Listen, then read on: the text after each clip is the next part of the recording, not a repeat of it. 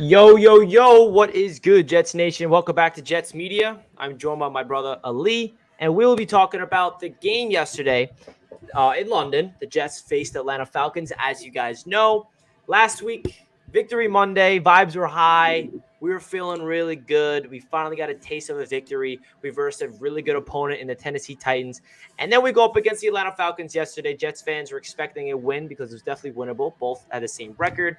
But the Jets lay an egg. And here we are today. So Ali and I will be breaking down everything we saw from yesterday, give you guys our thoughts, go over the positives, the negatives, even though there are way too many negatives to the point where we probably can't even get to all of them. But we're going to be breaking down everything in today's stream. So shout out to everybody in the chat. Welcome in. Hope you guys are enjoying your day. Ali, how you doing today, my man? Yeah, I'm doing well. It was a long game yesterday.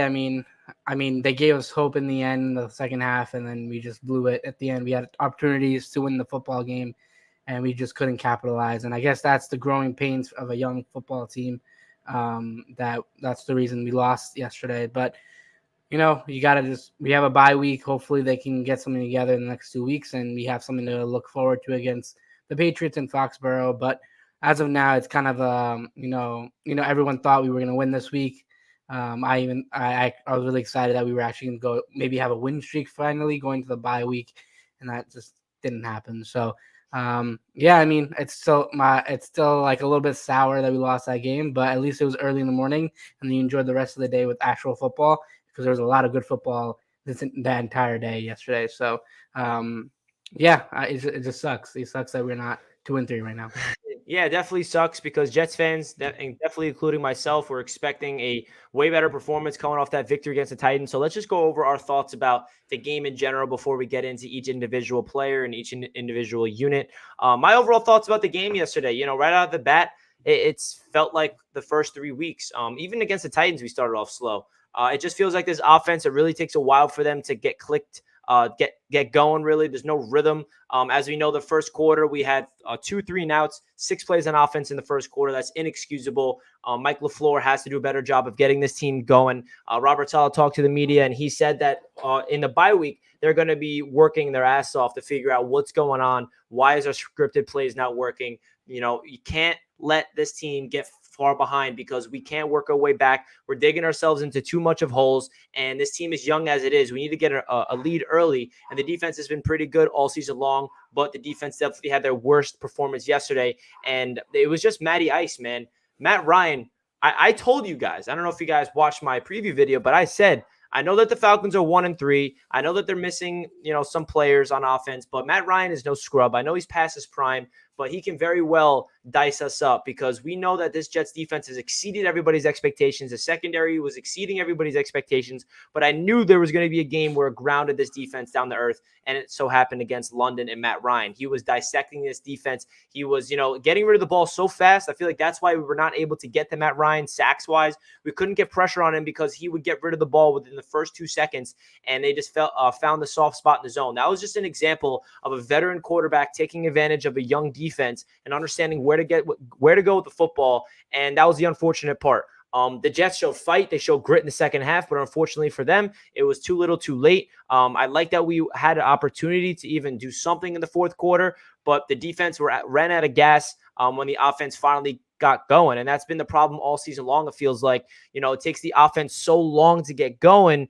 And then in the fourth quarter, when the offense starts to click, the defense is already fatigued because they've been working their asses off all game long. And that's really my thoughts about it, man. I like the grit. I like the toughness and the resiliency that this team shows. But all in all, it takes them way too long to really get going, really get into a rhythm, especially in the offensive side of the ball. It's really unfortunate that we waste another great performance from our offensive line. We're going to get deep into that later on, but the O-line protected Zach Wilson. The O-line did really good in the run game. Zach Wilson just played terribly. The wide receivers were not getting open downfield for him either. There were some times where Zach Wilson was literally sitting in the pocket for 6 seconds. And I'm like, oh my God, I've never seen this much protection.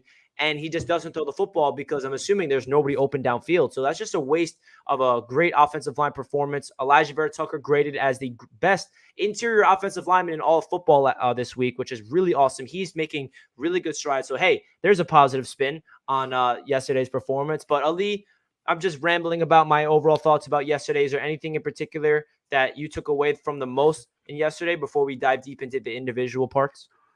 Yeah, I mean, it was kind of like a Jets. It was like a Jets type loss. You know, we hyped up and we're expected to win this football game. We're on it. I thought we were maybe the better team going into this game, but they just blew a chance to get a win and get 2 wins on the board, go on the bye week with confidence. And now the Falcons have all the confidence in the world going into their bye week because they just beat the Jets. I mean, look, if they played all 4 quarters, they probably would have won this football game. They just pretty much it just doesn't make sense that like you just come out completely flat. Like when Adam Gase was the head coach, at least he had a first drive in him, right? We brought him first drive, and then now like we can't even do a first half stuff, but second half stuff we're able to produce and put points up and put. I mean, I think we've had only 79 yards in the first quarter for the entire season. I mean, I feel like Tampa did that in like the first drive of their season, 79 yards. So, you know, it's a lot to look into for a team. There's a lot of work to do. It's a young football team. A lot of people are blaming LaFleur of his play calling. I didn't really mind his play calling as much. Yeah, he had some questionable calls, but overall, I think his play calling was there. It was just not executed correctly. Zach Wilson was just not making easy throws. And that's the problem with Zach Wilson. He just can't make easy throws. And he always got to make it so sophisticated. And we love the off schedule stuff that he does. We love it, but he can't do the simple stuff. And that's something that he can learn. He can obviously learn very quickly these little things, but he still hasn't learned it correctly. And that's why it cost us a game because we were going 3-and-out. He was not hitting the receiver. Receivers weren't finding any type of, separation from their defenders. It was just not perfect offense. And we're going to talk about this later, how they're not using the younger guys, the more playmaking guys. But, I like the fight that they're showing. Obviously, the defense was not 100% there. And I think that's the reason why we didn't force more turnovers, maybe have shorter field position, because Kyle Pitts was destroying us. Cardell Patterson was destroying us the entire freaking game. I feel like they were always open. They were always making a play on the corners, the linebackers, whoever it was. They were all making plays on us. And, this is the first time I saw the defense just not there, like, at all. So, I think they're just learning how to play team football now. I mean, I know they have the chemistry. I know they have fight in them, but they're trying to learn to play together. And it's going to take time, especially with the young football team, the youngest football team in the NFL. So it's going to take some time, but it's definitely like gut wrenching that the Jets had the game right there at the end. They could have taken the game, and they had opportunities, and they just couldn't. Yeah, they did not capitalize on their opportunities. The one time that the Jets defense finally, forced some turnovers, they didn't capitalize. It just took too long for them to get in rhythm. So there's a lot of things that we can get into right now, right? And shout out to everybody in the chat. I see you guys. I appreciate each and every one of you guys tuning in to another Jets media stream. I know that today is not the greatest day to be a Jets fan. Positive vibes are not there. I know that some of you guys are probably not even watching this because you don't even want to hear about the Jets right now, because why would you? But hey, Ali and I are here right now, and we're talking to each and every one of you guys in the chat. Later on in the show, we're going to open this up to some callers and answer some questions. So if you guys want to, feel free to come on, give your thoughts, and vent a little bit about the Jets, feel free to do so. So now let's talk about Zach Wilson, because Zach Wilson had a very interesting performance of his own. Definitely one of his worst performances of the season. Definitely not the worst, because he's had a lot of really bad performances. So the one thing that I've noticed from Zach Wilson so far is that Jets fans need to realize about Zach Wilson is he is very raw. He's a very, not polished yet. And that's okay when you're a young rookie quarterback. Not everybody comes out of the gate and lights it up right away. Some quarterbacks takes time to develop over a course of time. And Zach Wilson's understanding what it's like to be in the NFL right now. And the one thing that he looked like yesterday that's very, disappointing is definitely his intermediate short throws, the layups, the stuff that are you assume that every quarterback in this league should be making. We know that Zach Wilson has the arm talent to make throws down the field like 55-yard bombs like we saw against Tennessee. We see the talent. We know that the talent's there. That's not the issue. I think the issue right now is Zach Wilson overcomplicating things in terms of, the simple throws. And I also feel like Zach Wilson's relying a little too much on his arm talent, and sometimes he fades away. He doesn't, get to his mechanics. He doesn't step into his throws. And that's what this generation of quarterbacks seems like it's all about. Now that we have this, this wave of just crazy talented quarterbacks, everybody likes to throw off platform, and Zach Wilson needs to realize he needs to step into his throws more often than not in the pocket, and I feel like that's Zach's problem. I think that's a very fixable trait. I'm not concerned because I feel like this is a perfect opportunity for Zach Wilson to go out there, understand what he needs to work on, understand what he needs to improve on, look back at the film, and the coaches need to really get into Zach Wilson's brain and understand, like, hey, listen, this throw right here, the reason why you missed Jamison Crowder on this wide open screen pass is because your footwork is not there, your hips, nothing is connected, and you're relying too much on your arm. I feel like Zach has the arm talent to get away with those throws at times, but you need to be able to be composed and understand you need to step into your throws more often than not. Go off schedule as a last case scenario type of thing. Have that backyard football mentality after when the first read is not there. I feel like Zach is really learning this game. He's had a really tough start to his NFL career. He's played 5 games so far, and out of those 5 games, he's had 1 good game. The Carolina Panthers game, he didn't really play that well, but he did have 2 touchdowns and just 1 pick. It seems like he has, turnover issues. He has a turnover in every single game so far. But at the end of the day, this is something that I at least going into the season, Zach Wilson, rookie quarterback, rookie offensive coordinator, rookie head coach. It's an extremely young team. And this is just from me speaking. I'm not saying this is how you guys should think at all, but I expected a season where we're going to have a lot of ups and downs with Zach Wilson. And right now there's a lot more downs than ups, obviously.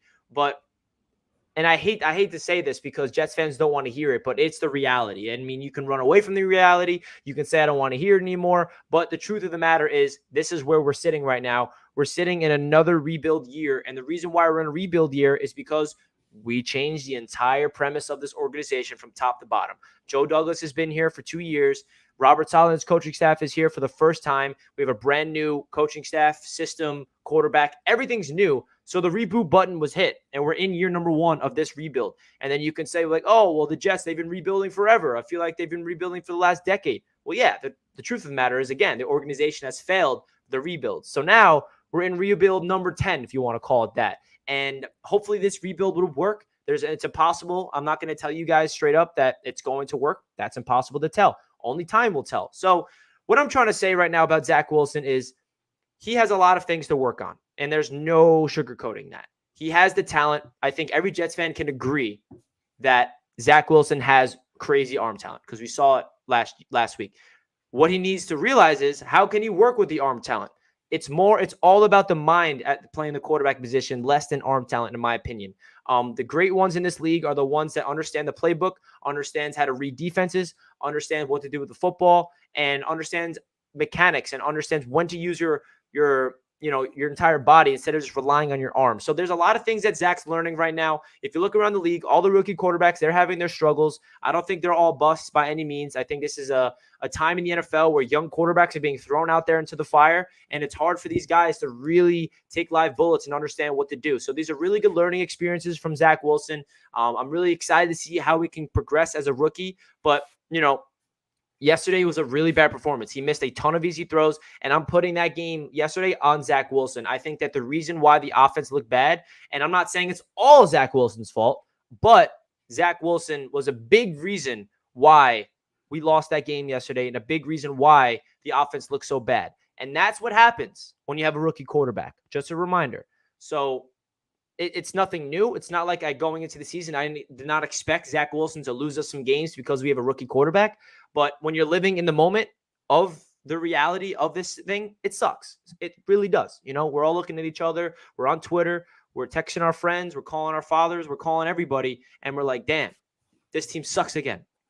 But here we are. So that's really my thoughts about Zach Wilson. I see you guys in the chat agreeing, disagreeing. It's all good. I appreciate everybody in here.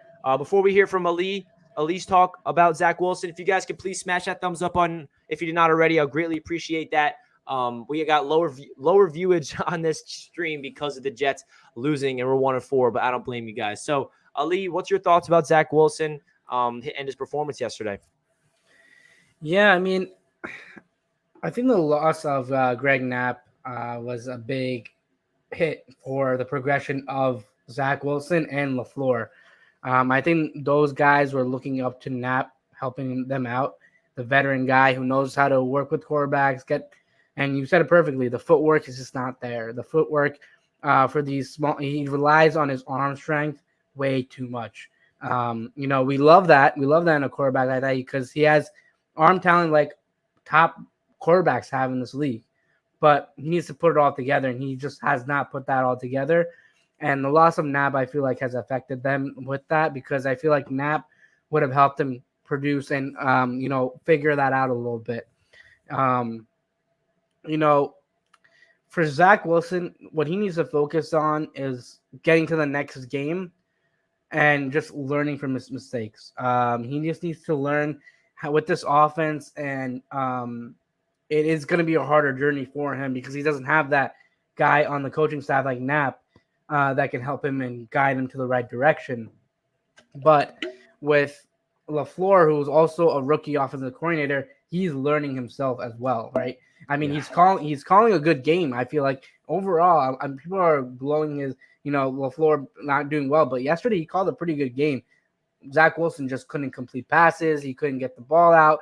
Receivers weren't making their cuts. They had no separation. So there's a lot that goes into it. But Zach Wilson, we're talking about Zach Wilson right now, and Zach Wilson just needs to step up a little bit. Don't overthink it, and not overthink about these big plays type thing. Like Robert Salah said, you got to do the boring stuff. You need to know how to do the boring stuff, and then the exciting stuff will just come because we know that you can do the exciting stuff, but you need to do the boring stuff so we can win the football game. We need to win the football game by you moving the chains, finding your receivers, and getting it to like everyone.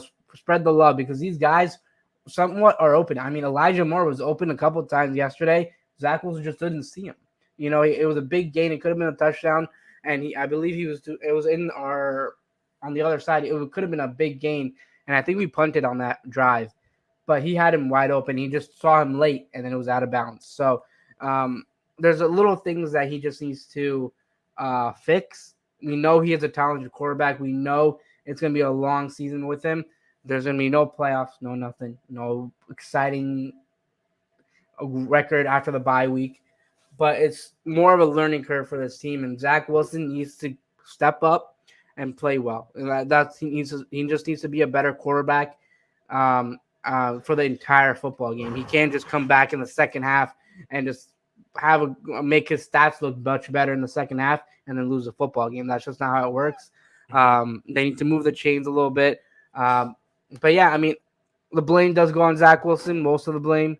But I don't know how he went from the rookie of the week to this. It was kind of odd to see like him being so great against the Titans and then just kind of like not being able to throw a screen pass. Like that's just kind of embarrassing because those little passes can get you 5 to 10 yards, get the first down because these guys are explosive on the Jets team. If Michael Carter caught that, he probably would have gone for 10 yards. Jamison Crowder has that speed too. Elijah Moore, Denzel Mims, Corey Davis, all these guys have speed. So if you give them, a lot of these guys are really good after the catch, but he just hasn't gotten the ball to them.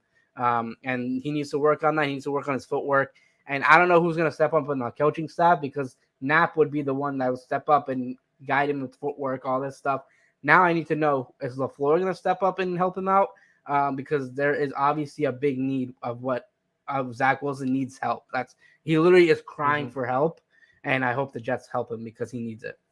Yeah, that's the one thing that's concerning in terms of the coaching is who's going to step up and help this kid out right now because he definitely needs it. And I see everybody in the chat right now speaking, saying not cool throwing your quarterback under the bus. I didn't throw my quarterback under the bus. I'm just giving it I'm just giving it how I saw it last week and yesterday, more importantly. And I also did put the blame on the wide receivers as well. If you watched the beginning of the stream, I said there was multiple times yesterday where Zach Wilson had at least 5 seconds to throw the ball and he didn't throw it down the field. And that's because the wide receivers were not open down the field, whether that's the wide receivers not getting open because they're running poor routes or that's poor execution on Mike LaFleur with the play designs. It's a complete team effort right now. You can't put all the blame on Zach Wilson. I'm not saying the entire reason why the offense sucked yesterday was his fault, but he was a part of the reason. The wide receivers, they need to be held accountable as well. Corey Davis didn't seem to get open down the field for him. A lot of times it was just Zach Wilson just did not have anywhere to go with the football, so he either checked it down or he threw it away or he forced it. And that comes to as a team effort right here. That's Mike LaFleur. That's the receivers. That's the running backs. That's the quarterback. It's everything's together. And I feel like everybody needs to be held accountable. And Zach Wilson is, it's gonna be a long time until I feel like Zach Wilson gets comfortable and sees consistency and to at least point how crazy it is that, hey, people forgot Zach Wilson won the damn offensive rookie of the week last week against the Titans, and now he goes out there in London and poops the bed and can't hit easy throws. And we're like, what happened? I thought we had a rookie of the week. Well, that is called a rookie season. You're gonna have ups, you're gonna have downs, and the truth of the matter is, Zach Wilson's having more downs than ups right now. And what rookie quarterback around the league right now is blowing up. And I hate to be that guy that keeps comparing him to other rookie quarterbacks, but it's really tough to succeed in this league as a rookie quarterback. It genuinely is, and it's very rare. Justin Herbert, last year, we saw what he did. Look at him right now. He's a top 5 quarterback in the league, for God's sakes. Like, we'd be lucky if we can do that. It's 1 in a million to hit on a quarterback that easily. The really good organizations are the ones that know how to develop quarterbacks over time. And I know that there's a comparison of Josh Allen all over Twitter right now. It's hard to compare Josh Allen and Zach Wilson. They're two completely different physical quarterbacks. But if you want to compare Zach Wilson and Josh Allen in terms of how the Buffalo Bills developed Josh Allen, that's exactly how the Jets should look at how you do it. And how did the Buffalo Bills do that? Continuity with coaching, continuing to put pieces around, because Josh Allen's rookie season, even though statistically it was not that good, but there were some times where Josh Allen would make a throw and everyone would look around, especially Bills fans were like, whoa, this guy has the ridiculous talent where if he puts it all together, he's going to be crazy. Your number 2, Josh Allen, he took a step, but he still didn't look anything like, okay, Josh Allen's going to be an MVP candidate in year number 2. And then year number 3, look what happened. That's an example of an organization that developed somebody and putting him in a right situation to succeed, because the quarterback position is a team game and you're only going to succeed around you what's there. It's all about coaching. It's all about receivers. It's all about the protection. It's all linked together. So I don't really think that you can, compare Josh Allen and Zach Wilson stats wise. That's not what I'm saying. I see some people saying like, oh, Josh Allen through the first 5 games had this many, and then Zach Wilson did this. Like, I'm not doing that. I'm just really looking at it as, even though Zach Wilson's struggling right now, does not mean he's going to be struggling forever, because if you have an organization that knows what they're doing and develop their quarterback, that's what you need to do. And now, am I saying that I have confidence in the Jets to do that? I can't say with a straight face I do have confidence, because we've seen the Jets over and over again, and Sam Darnold's the recent one, and you actually see Sam Darnold struggling right now. We don't know how. We have never developed a franchise quarterback in our history since Namath. So it's hard for us as Jets fans to say with confidence we're going to do that with Zach. I'm just saying the only way that Zach Wilson's going to get out of this funk is the Jets stay patient with him. They surround him with the right coaches. They surround him with the right playmakers, and they instill confidence in this kid and understand what needs to be working on. I feel like this is a really good test for the Jets coaching staff. I feel like this is going to be a big test, and it's going to be all about how this Jets organization as a whole develops him. And that's really my last 2 cents about Zach Wilson. So we're going to get into Zach again later on in the stream. Let's talk about the defense. The defense definitely struggled. But at the end of the day, the defense has exceeded expectations all season long. And I knew, and I said it, if you guys listen to my recaps, week after week, I always say, don't expect this to be happening every single game. Like, this defense is going to have a game where they're going to let up a lot of yards. They're going to give up some touchdowns. And we're all going to look at each other like, oh, I thought this defense was good.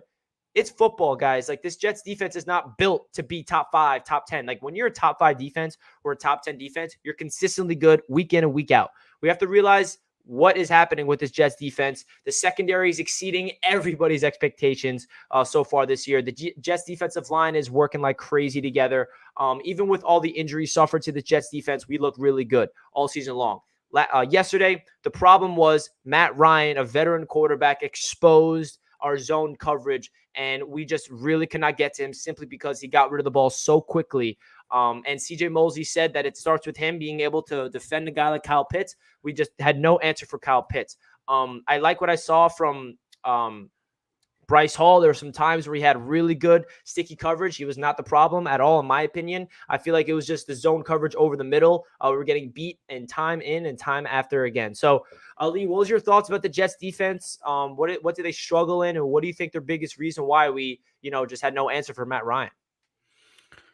People also forget that Jeff Ulbrich was a defensive coordinator for the Falcons, and Matt Ryan knows a little bit about what his defense is. So I think he had a little bit of an edge of what he was expecting when he was going to play the Jets, because he played that defense in practice. He definitely didn't play the guys that were there, but he knows the scheme. He knows what's going on in the defense.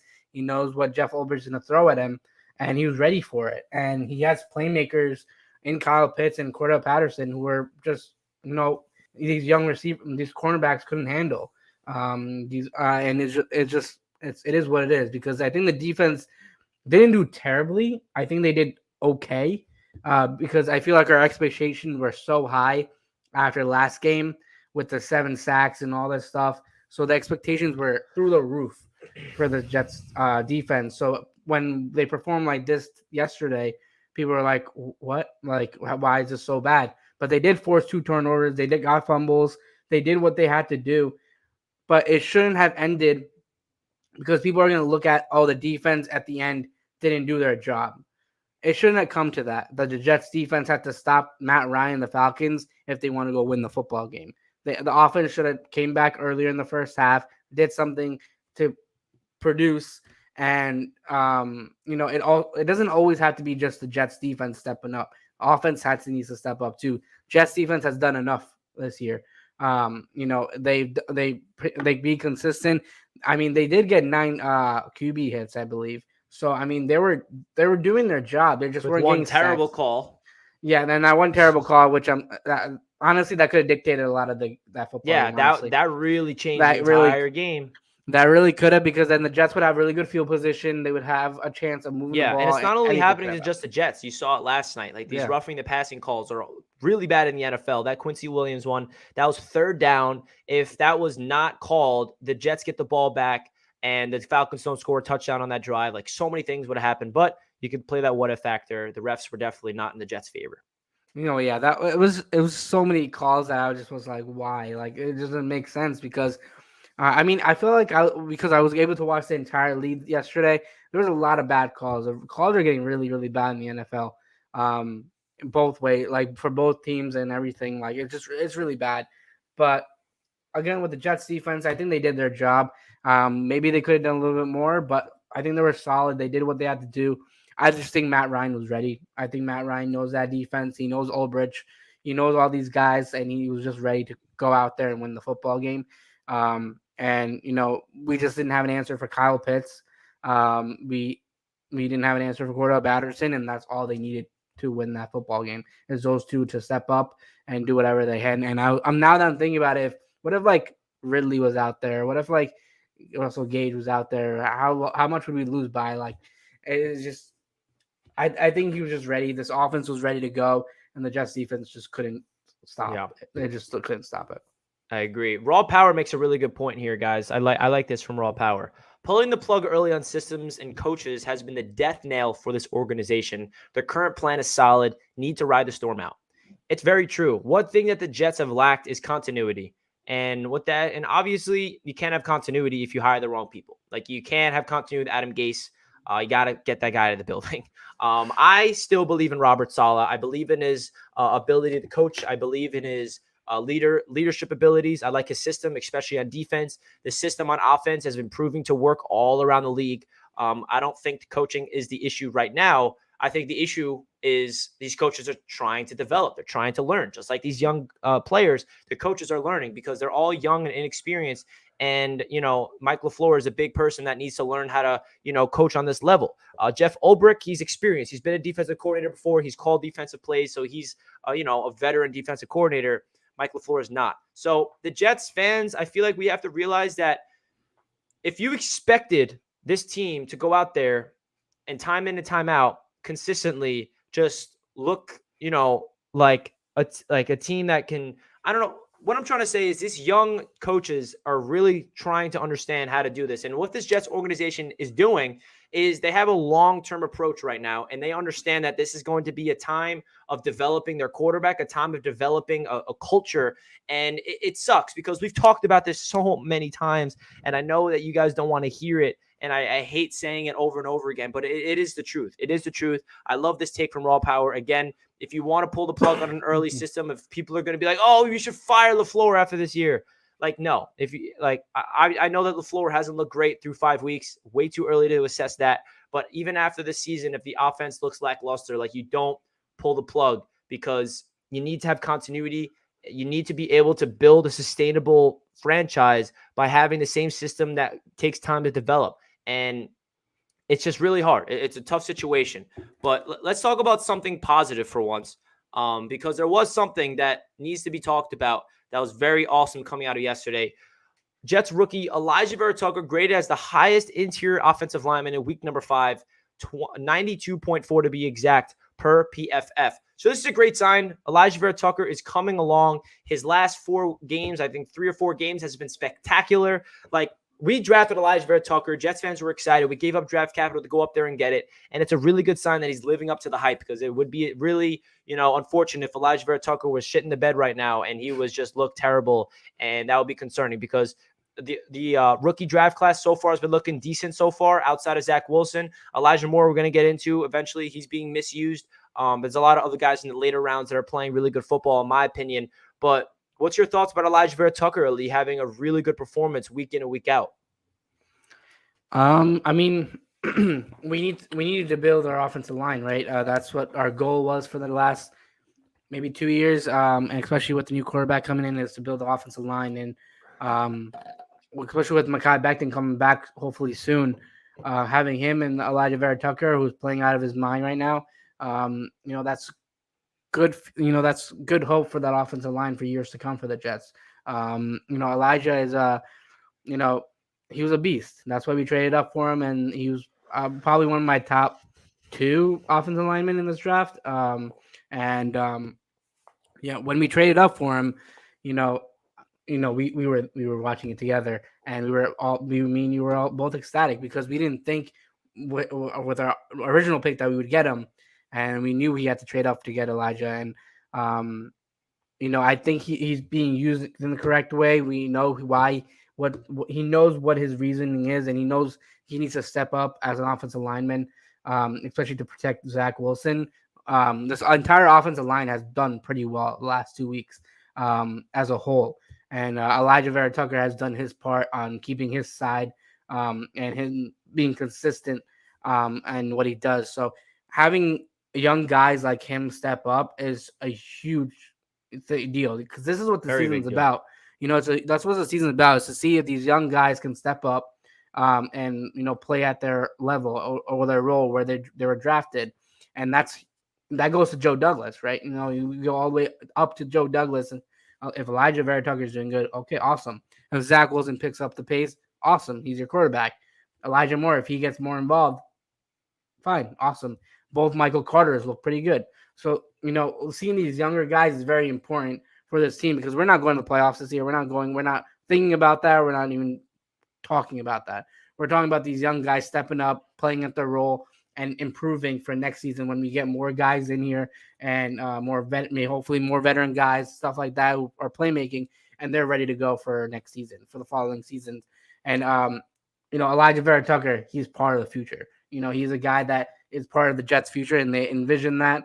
I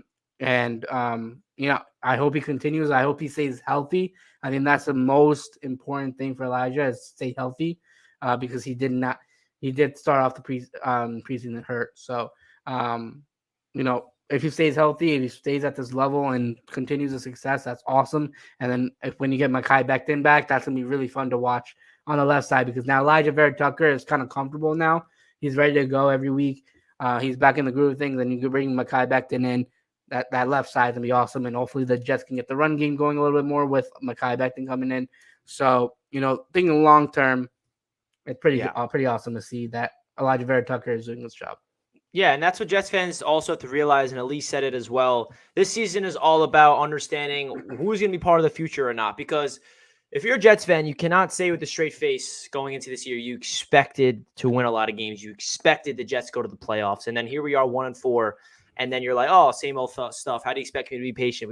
We haven't been patient for so long. Well, I don't know. I'm not that upset right now simply because my expectation level bar was very low going into the season in terms of the win and loss margin. But when you're living in the moment, it sucks. It's like, shit, I wish we were good right now. It's like, I'm sick of not being a good franchise. I'm sick of being patient. And Jets fans have every single right to be impatient with this team. They do. We've been not to the playoffs in 10 years. There's no way you can sit here and tell a Jets fan hey, you don't deserve to be upset. Every Jets fan should be frustrated. Every Jets fan should be impatient with this franchise. But then at the same time, you also have to realize the reality of it.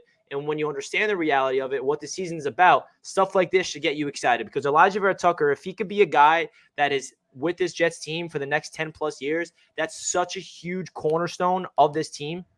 And Mekhi Becton coming back hopefully the next couple of weeks, and we can see Mekhi and Elijah Vera-Tucker playing together for the future. That left side is going to be solidified if Mekhi can get back and stay healthy. I think obviously we can all agree that that's the only thing holding him back. So Elijah Vera-Tucker, if you look at the film, he was a dog in the run game, in the pass game. He literally is living up to the hype, and that's a really good sign for the Jets offensive line moving forward. And outside of AVT, the entire offensive line stepped up. Connor McGovern had a good game. George Fant had a good game. And the entire O-line as a unit protected Zach Wilson, opened up holes for Michael Carter and Ty Johnson and Tevin Coleman as well. So shout out to the O-line. They definitely did their job yesterday. It's unfortunate that the quarterback and the receivers did not do theirs. So now let's get into something that's a really interesting topic for the Jets. And that is where did I put it? Hold on one second. Here it is. Denzel Mims and Elijah Moore. So yesterday we see Denzel Mims on the field, and he makes 2 catches. And for the entire season, he has 3 catches for 70 yards or something crazy like that. We all know the Denzel Mims situation. Jets fans want him on the field. He's a playmaker. Why can't he get some reps? Even Mekhi Becton is sick of it because he tweeted out there that exact thing. Elijah Moore, he's definitely had a very disappointing start to his rookie season. Jets fans were expecting him to explode right away. We expected him to be at least the number 2 option in this offense outside of Corey Davis, and that's not been the case at all.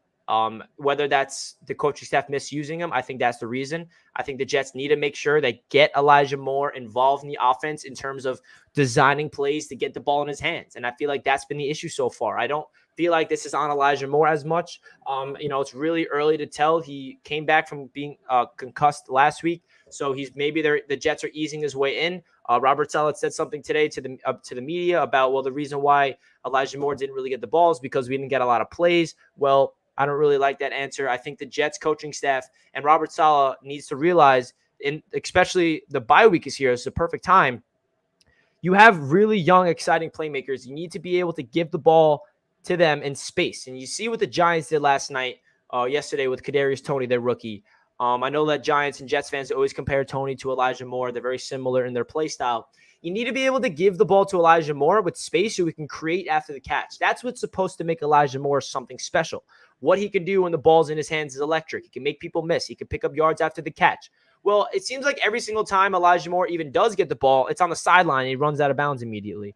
We need to give him the ball over the middle where he has some separation. He has an opportunity to make people miss. And the whole Denzel Mims situation, he deserves reps. The only problem is people ahead of him like Keelan Cole. We can see that Keelan Cole makes impact. He's a veteran receiver. He knows what he's doing. It's hard to, debate that. But there's still no excuse. Denzel Mims, he is a guy that is someone that can go onto the perimeter and make an impact right away. When his name is called so far this season in a very limited capacity, he's done his job. This is a very interesting, situation with the Jets offense. And I feel like if we come out of the bye week and all of a sudden we see Elijah Moore and we see Denzel Mims getting more involved, and we see scripted plays better, that's a really good, tip your caps to the Jets coaching staff. But that didn't happen yet. That's something that we should be expecting the Jets coaching staff to be doing throughout the bye week. So, Ali, what's your thoughts about this whole Denzel Mims and Elijah Moore situation so far? These type of sayings of so Salah said that Elijah Moore's play time is limited because he doesn't have enough plays for him. These are the type of things that later on gets you fired. These are things that if your offense is dead last, your offense sucks, and you're not playing your young playmakers, that says a lot about you. You need to step up and have a game plan for these playmakers.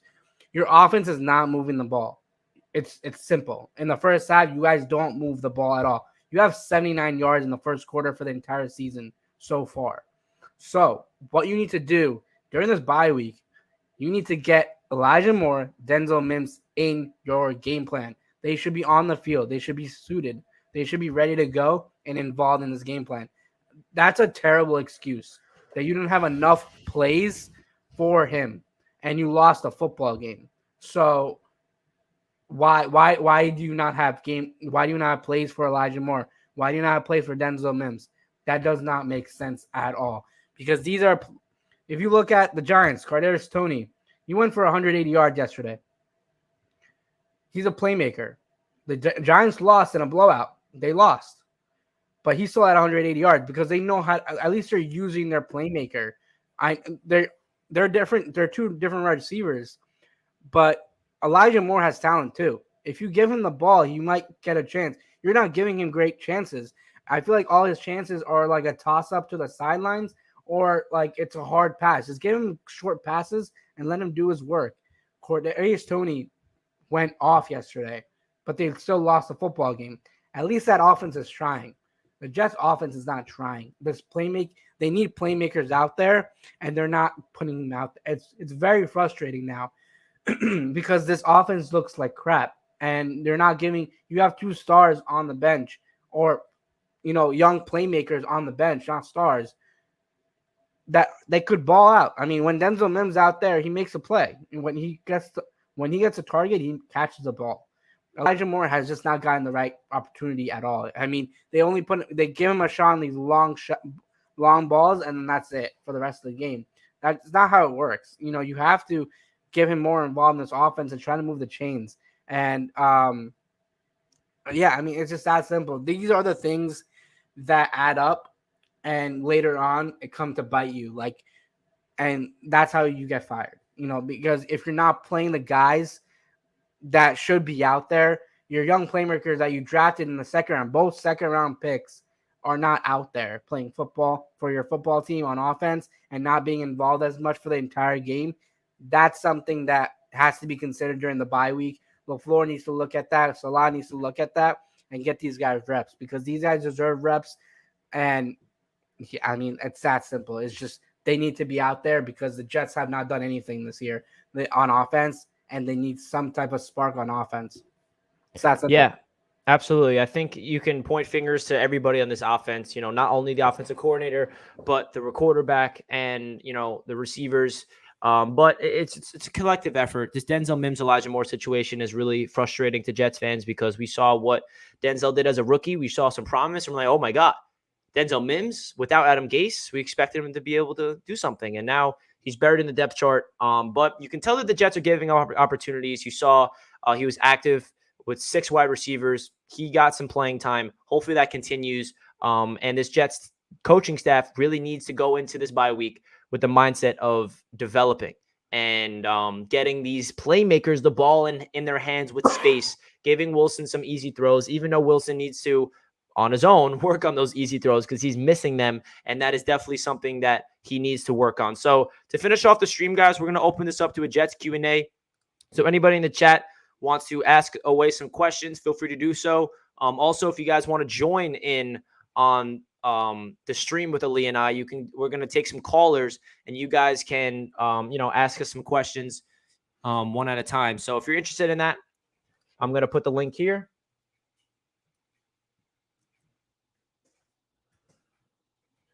All right, so I just put it in the chat, the call in link. So if you guys want to call in, feel free to do so. Or if you want to just ask us questions in the chat, that's good as well. And when you guys are joining in, just make your name on YouTube, just so I can make sure I know who's joining in and who's not. Greatly appreciate that, guys. Jets Q&A. Let's do this.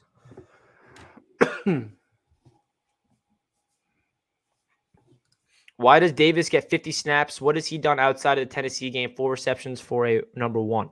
Well, Corey Davis is the most experienced wide receiver on the team, and he deserves to be out there.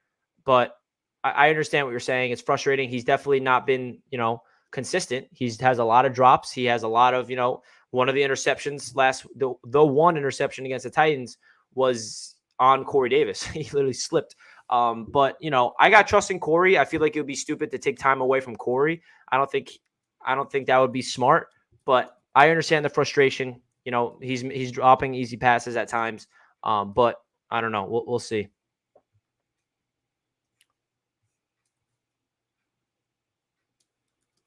Let's see.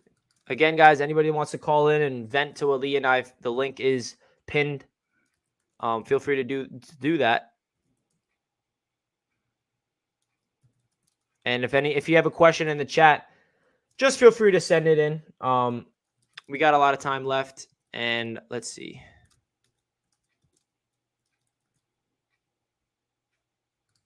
Most disappointing unit. What's your thoughts about this, Ali? Most disappointing unit. I got mine. The wideouts. Yeah, that's mine too. Wide receivers are the most disappointing unit for me. Too many drop passes. They just can't get separation. They can't really do much. They're not helping their quarterback at all. Yeah, I agree. The wide receivers have been a disappointment for sure. We expected, the world from Elijah Moore. We expected the depth to be there, but it seems like the receivers are not helping out their quarterback, and the quarterback's not helping out the receivers either. But I think that's the most disappointing. On the defense, they're exceeding expectations. The cornerbacks, can't speak more about them. The safeties, their safeties are banged up right now, and they're not doing anything positively, it feels like. CJ Mosley has been a dog. The defensive line has been great.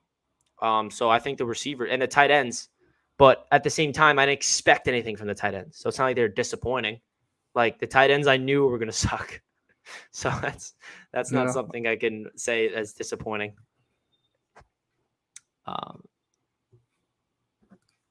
Saleh needs to hold players and coaches accountable. Stop being too friendly. And on defense, please stop putting Huff and Franklin Myers in coverage. Play Mims more, please. Yeah, J.E., I see you, man. Just because Saleh says stuff to the media does not mean he says that behind closed doors. So don't assume just whatever Saleh says to the media is exactly what he's saying to his coaching staff. I feel like he's going to, this is a perfect opportunity for the Jets for their bye week to go into the film room and hold every single coach and every single player accountable. They all need to look at themselves in the mirrors and realize what needs to change in order for this Jets team to get, quicker starts. I think that's a big reason why we're 1-4 is the slow starts. We're getting outscored by a terrible margin in the first quarter, and that needs to change big time.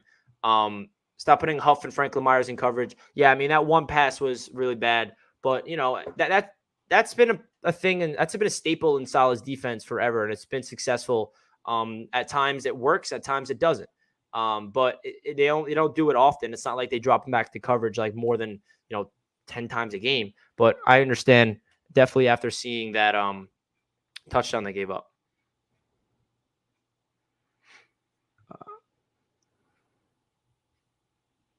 Run the damn ball.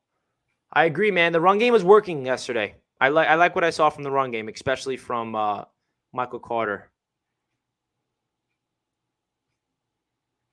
What are your thoughts about this, Ali? Remember early in camp, LaFleur wanted to coach from the box. Saleh told him to try coaching on the field. Do you think that's affecting his calls or view? Not really. I'd rather him be with the quarterback than be up there. I think he's just. I think he's just a young quarterback. He doesn't have help with Knapp not on the sidelines. No one there for his rookie quarterback. So I think it's very important for LaFleur to be down there with his quarterback, talk to him. I mean, he's a rookie quarterback and he's struggling. So if he goes all the way up there, like, how's that going to work? Like, I'd rather him like have those conversations on the sidelines, have those stuff, and hopefully later on it improves, and then he maybe can go back to the box. But right now, he needs to stay with this quarterback so he can learn. I like that.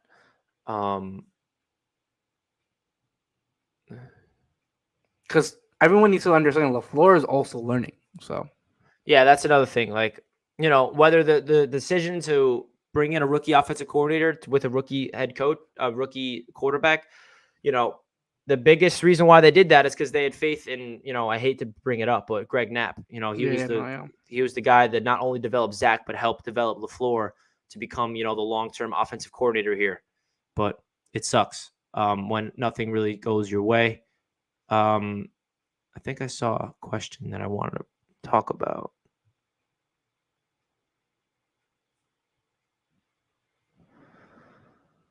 Will Zach throw over 20 touchdowns this year? It's hard to say that. Yes, it's hard to say yes to that. I don't think so.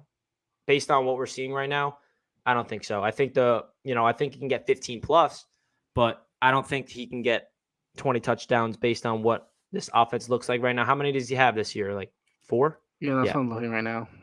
He has 4. He has 2 touchdowns passes against the Panthers, and then 2 touchdowns against the Titans, and then no touchdowns against the Patriots, no touchdowns against the Broncos, no touchdowns yesterday. So definitely don't think he will.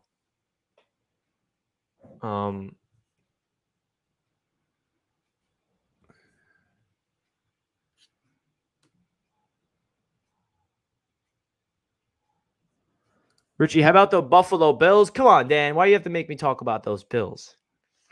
You guys are too good, okay? Cool. The Buffalo Bills are a good team. They're the favorites in the AFC. Like, what do you want me to say? You think it makes me smile when I say those things? I'm happy for you guys, Bills Mafia, that supports me, but doesn't mean I'm happy about the Bills. I appreciate you guys, though, as always. You guys are legit, and it sucks, but it's the truth. But hey, good luck to you guys for the rest of the season. We'll see you guys two times this year. I know you're worried. I know you're worried about us. You're scared. How about the Jets run the ball in the first half? We put ourselves in such a hole by the time the offense gets its rhythm in the second half. It's always going to be a little too late. Yeah, I really wish we could. The ground game seems to be working. The Michael Carter, I love what I'm seeing from him. When you block for him, he has the ability to really be a guy to pick up yards after the catch. His balance is there. His footwork, everything is there. What's your thoughts about this take, Ali? Yeah, they just shoot themselves in the foot, man. They just don't. They're not. I feel like the play calling is there, man. It really is, but it just not executed correctly.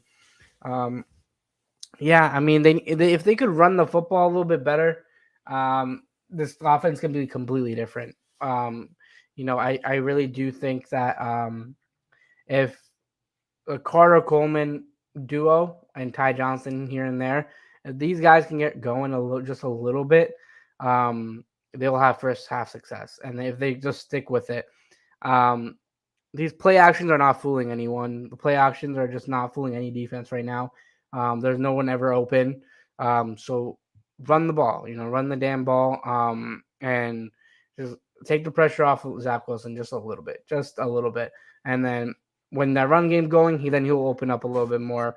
And that's just how it works in the NFL. So you got to help the young quarterback. You got to do some short passes. You got to do some stuff. And as for Zach Wilson, he needs to step up and learn. He needs to learn this offense. He needs to learn to do the easy work, the easy throws, stuff like that. But yeah, they definitely need to run the ball a lot more. Yeah. I will definitely, obviously Zach Wilson is not having a good start to the season, but people are forgetting what he did last week. And I just want to bring that up because I see people in the chat saying Zach Wilson is a liability of the offense. Well, No, John just hates Zach. He loves the Sam Darnold, so no, that's I why. just want to say this real quick. The Jets would be 0-5 if it was not for Zach Wilson. Like, Zach Wilson literally won us that game last week. Like, the throws that he made was all of Zach Wilson. Like, I know the defense played a big role, but if Zach played poorly like he did the last 5 games, then we don't win against the Titans. Like, so obviously that's one game out of 5, but that just shows you the talent is there. It's all about putting it together. And that's not saying that he did not look terrible last game. He did. He missed really easy layup throws, but I feel like that he has, that's something that you can develop. That's something that you can work on. He just needs to learn how to use that crazy arm talent that he has. And I feel like it's true. It is true. Zach Wilson right now is definitely struggling. And I'm not saying he's not. Like, I hate whenever I try to like defend him in terms of perspective, people think I'm glorifying him, saying that, oh, I think he's going to be the future. I don't think he's the future, guaranteed. Like, I think he has potential to be, and he's playing like a very bad quarterback right now. He leads the league in turnovers. Like, there's nothing else you could say about that. But you could see the flashes of the talent is there. It's a matter of, can he put it all together? And for some quarterbacks, it takes time. And that's the truth of the matter. I'm just being honest in my assessment on him. He is a turnover problem. He has, issues of making the easy layup throws. And there's no question that he has the arm talent. But the biggest things that he needs to work on is, can he make those simple throws and get his mechanics in straight? Because his mechanics is an issue in terms of those short passes. And you're not going to be able to be successful in this league if you don't clean up those mistakes. You see the quarterbacks around the league relying on their arm a little too much, fading away, not stepping into their throws. And some quarterbacks get away with it. Some quarterbacks don't. You see quarterbacks around the league, even Mahomes right now, he's struggling. Mahomes is the first quarterback to get away with those crazy zip arm talent throws off platform. Right now, the league caught up to him, and they're realizing, like, okay, if we can contain Mahomes in the pocket and we can't let him escape and we can't let him just beat us with that crazy arm talent, who is Mahomes? And I'm not saying Mahomes is not going to – I feel like their Chiefs are going to be fine. But what I'm trying to say is, these generation of quarterbacks with the crazy arm talent, they rely on a little too much, like Zach Wilson, where it bites him in the butt, where Zach Wilson thinks that he can make a throw with ease with just his arm, and it's in the dirt. He needs to learn how to step into that throw, how to work on his fundamentals and mechanics. That's my assessment on Zach so far, just in terms of he relies a little too much on that crazy arm talent that he has, where that's not going to work in this league, and he's going to learn that, at least I hope. Appreciate that, Dan. You're taking a shot at TD? No, I'm just giving my honest assessment. People can agree, people can disagree. That's the reality of being a Jets YouTuber. So anything else you want to get off your chest, Ali, before we close off the stream? No, I'm going to just enjoy the bye week. I'm going to enjoy a stress-free football. I can just watch and focus on my fantasy team this week and just chill and watch football, because we definitely need a break like the Jets do. So we do. I mean, look, this team is young. This team is going to take a long time to gel, especially during the season. It's just a matter of time of, can they put everything together? Can this coaching staff put a full game together, a full game plan on offense and defense together? I want a game this season, anytime this season, where they're excelling from the first quarter to the end. I want them that we need that one game. This team needs that one game where they're excelling at all, because that's film that they need for sure, that they need to look back at and be like, we can actually become this team. We can be an effective football team if they can put everything together. I don't think they're that bad. They just can't put stuff together. The young talent, is just, that's why. It's just young, unexperienced talent everywhere. First year, second year cornerbacks, a rookie quarterback that is still learning a lot of stuff, because he's just not there. He has looks, he has the talents, he has all that stuff, he has arm strength, but he can't do the little things, the footwork, the getting it to the receiver, stuff, little things that could be fixed, but need to be fixed quickly. And that he needs to improve the next couple of weeks. Hopefully he can improve throughout the season. And that's what the season is about the rookies getting better, the team as an overall getting better, the coaching staff putting a year under their belt with coaching this football team so they can be better next year. So I think we just got to be patient like we always are about this football team. And hopefully we can see a little bit more fight after the bye week from this team. We do start off with the Patriots and Foxborough, so that's not the ideal scenario for Zach Wilson to go into Foxborough and play Bill Belichick. But, that's a game. If you want to have a bounce back game and you want to have confidence, go into Foxborough and show something. You don't have to win the football game, but show some talent there. So, it's going to be a lot of work with this Jets team. They're still young. They're still raw. They're still trying to figure stuff out, especially the coaching staff. So we just got to be patient. I'm just going to enjoy the bye week this week. And yeah, that's it. Yeah, man. Enjoy this bye week, guys. Just sit back, relax, whatever you really like to do. You don't have to worry about the Jets this week. Soak that in. You probably won't have to see my stupid face because you guys don't want to hear me talk about the Jets, right? I'm just joking around.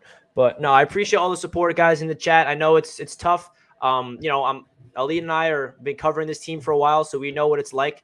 This isn't new, talking about the Jets losing and talking about what's going on with this team. I'm just giving my take on this whole thing. It's going to be a long season, and I knew that going into the year. That's why right now, like some people in my comments on the live stream, like, yo, like, why is Richie so positive right now? Like, the Jets suck. Like, what do you guys want me to do? Be mopey and negative and a downer and just suck the life out of you guys? Like, I'm giving you my genuine thoughts about how this team can get out of the dirt. Sometimes you got to crawl before you learn how to walk, but the problem is we've been crawling for a little too long. So I'm going to leave off with that note. And just remember, we're not 0-5. We're 1-4. 1-4 is not good, but at least we're not 0-5.